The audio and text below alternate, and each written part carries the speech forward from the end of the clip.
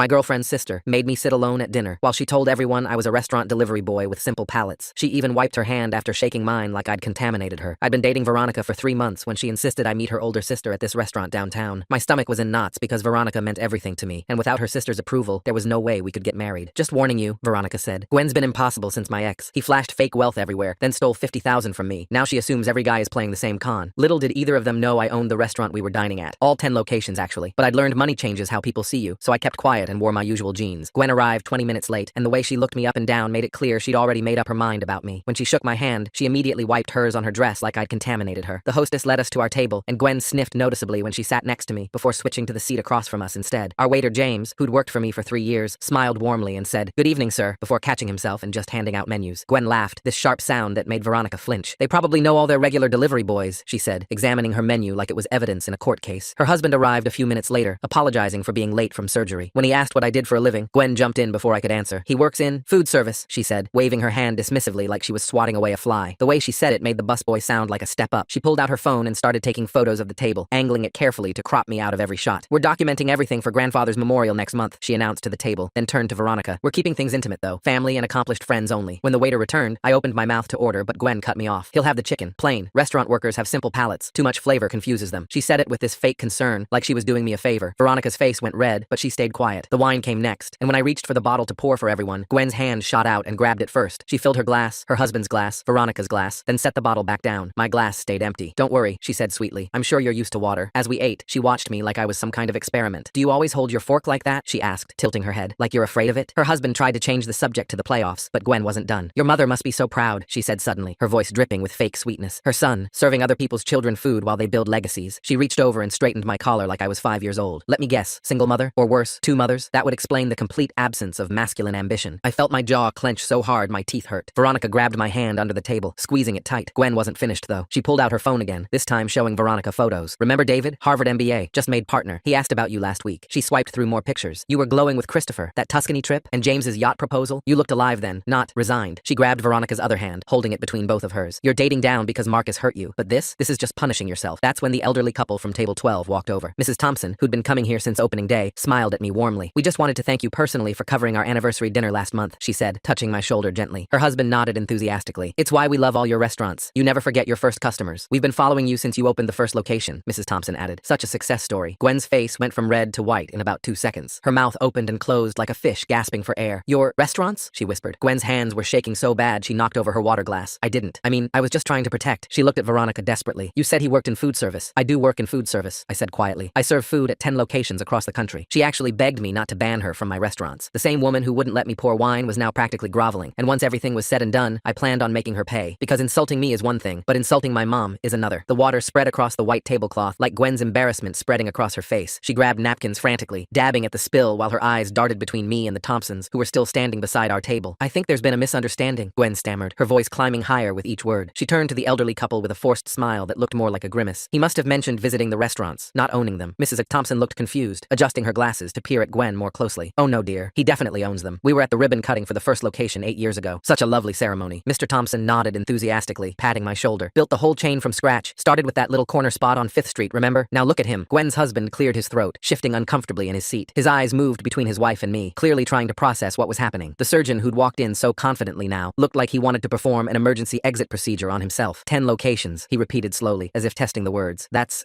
quite an accomplishment." Gwen shot him a look that could have curdled milk. Her hands were still shaking as she abandoned the napkins, leaving them in a soggy pile beside her overturned glass. She straightened in her chair, trying to reclaim some dignity, but her face remained the color of the marinara sauce on her barely touched pasta. "Well," she said, her voice brittle as glass, "you certainly kept that quiet." She attempted a laugh that came out more like a hiccup. "Playing games with people, were you?" Veronica finally found her voice. "He wasn't playing games. You never gave him a chance to speak." Her hand was still gripping mine under the table, but now it felt protective rather than restraining. The Thompsons sensed the tension and made their polite goodbyes, but not before Mrs. Thompson gave me a knowing look and whispered something about some people showing their true colors. As they walked away, Gwen's demeanor shifted. The shock was wearing off, replaced by something else. She leaned forward, her fingers drumming on the table in a rapid staccato. "This is actually perfect," she said, her eyes lighting up with an intensity that made my skin crawl. "Veronica, do you realize what this means? Your boyfriend owns a restaurant chain." She grabbed her sister's free hand across the table. "We could have the memorial dinner here. All 10 locations could cater different parts of the event." Veronica pulled her hand back. "Gwen, stop." But Gwen was already pulling out her phone, fingers flying across the screen. "I'm texting the family group chat right now. Everyone will be so impressed. My sister's boyfriend, the restaurant mogul." She looked up at me with a smile that didn't reach her eyes. "You'll give us a family family discount, of course. Or better yet, comp the whole thing. It's for grandfather after all. Her husband touched her arm gently. Gwen, maybe we should. She shrugged him off, her attention laser focused on her phone. I'm already seeing the Instagram posts. Exclusive family event at all 10 locations. Do you have any with rooftop access? The sunset photos would be incredible. I watched her transformation with a mixture of disgust and fascination. 5 minutes ago, I wasn't good enough to pour wine. Now she was planning to use my business as her personal event space. The memorial is next month, right? Gwen continued, not waiting for an answer. We'll need to start planning immediately. I'll need to tour all the locations, of course. Make sure they meet our standards. She paused, looking up at me with calculation in her eyes. You do have standards, don't you? I mean, real restaurants, not just diners? James appeared at our table to refill water glasses, carefully mopping up the spill Gwen had made. He glanced at me with a question in his eyes, and I gave him a subtle shake of my head. Not now. Actually, Gwen said, snapping her fingers at James without looking at him. Bring us your wine list. The real one, not the house selection. She turned back to me. We'll need to sample everything for the memorial. Can't serve grandfather's friends anything subpar. Veronica's face was a storm of emotions. Gwen, you're being helpful? Gwen interrupted. Yes, I know. Someone has to take charge of these things. She pulled out a small notebook from her purse, already jotting down notes. We'll need at least 3 locations for the main event. The others can handle the overflow guests. Her husband stared at his plate, methodically cutting his steak into smaller and smaller pieces. The silence from him was deafening. Oh, Gwen's eyes widened with another thought. You must have connections with other vendors. Gwen's complete personality flip after finding out about the restaurants makes me wonder what kind of person she really is underneath all that judgment. She goes from treating him like dirt to suddenly wanting to use his business for family events, florists, musicians, photographers. We'll need the best of everything. She tapped her pen against her lips. And of course, you'll want to make a speech at the memorial as our family's newest entrepreneur. The way she said entrepreneur made it sound like a disease she was still coming to terms with. I remained silent, watching her spin her web of assumptions and demands. Beside me, Veronica's breathing had quickened. Her hand in mine was trembling now, but not from embarrassment. This was anger. Stop, Veronica said, louder this time. Gwen waved her off. Don't be silly. This is a wonderful opportunity for him to give back to the family. Isn't that right? She fixed me with a stare that dared me to disagree. After all, family helps family. We're not family, I said quietly. The words hung in the air like a challenge. Gwen's pen stopped moving. Her husband actually looked up from his plate massacre. Not yet, Gwen corrected, her voice taking on a dangerous edge. But when you marry my sister, and you are planning to marry her, aren't you? We'll be one big happy family. She leaned back in her chair, studying me. Unless you're one of those men who strings women along. 3 months is quite a while to be just dating at your age. Gwen! Veronica's voice cracked like a whip. What? I'm looking out for you. Gwen's tone shifted to fake concern. Men with money often have commitment issues. They think they can do better. Trade up. She glanced at me. No offense. Her husband finally spoke. Gwen, I think we should go. She rounded on him. Go? We just discovered my sister is dating someone actually successful, and you want to leave? Her laugh was sharp. Unless you're embarrassed that a restaurant owner is doing better than a surgeon. The color drained from her husband's face. Around us, other diners were starting to notice the tension at our table. James hovered nearby, ready to intervene if needed. Gwen seemed to realize she'd gone too far. She smoothed her hair, composing herself. I'm sorry. This has been surprising. She fixed her smile back in place, but it was strained at the edges. Let's start over, properly this time. She extended her hand to me across the table, the same hand she'd wiped so dramatically after our first handshake. Gwen Hamilton, soon to be your sister-in-law apparently. I looked at her hand but didn't take it. The silence stretched uncomfortable and long. She withdrew her hand slowly, her smile faltering. I see. You're going to be difficult about this. Difficult? Veronica's voice was rising. You humiliated him all evening. I was protecting you. Gwen shot back. How was I supposed to know he was this? She gestured vaguely at me like I was an exhibit. Because you could have asked instead of assuming. The sisters glared at each other across the table. Gwen's husband pushed his destroyed steak away and signaled James for the check. We're leaving, he announced quietly, but firmly. Gwen turned on him. We haven't even discussed the memorial arrangements. We're leaving, he repeated, pulling out his wallet. I held up my hand to James, who nodded and walked away. It's on the house, I said. Gwen's eyes lit up again. See? He's already being generous with family. No, I corrected. I'm being polite to paying customers. Once. The implication hung heavy in the air. Gwen's mouth opened and closed several times before she found words. Are you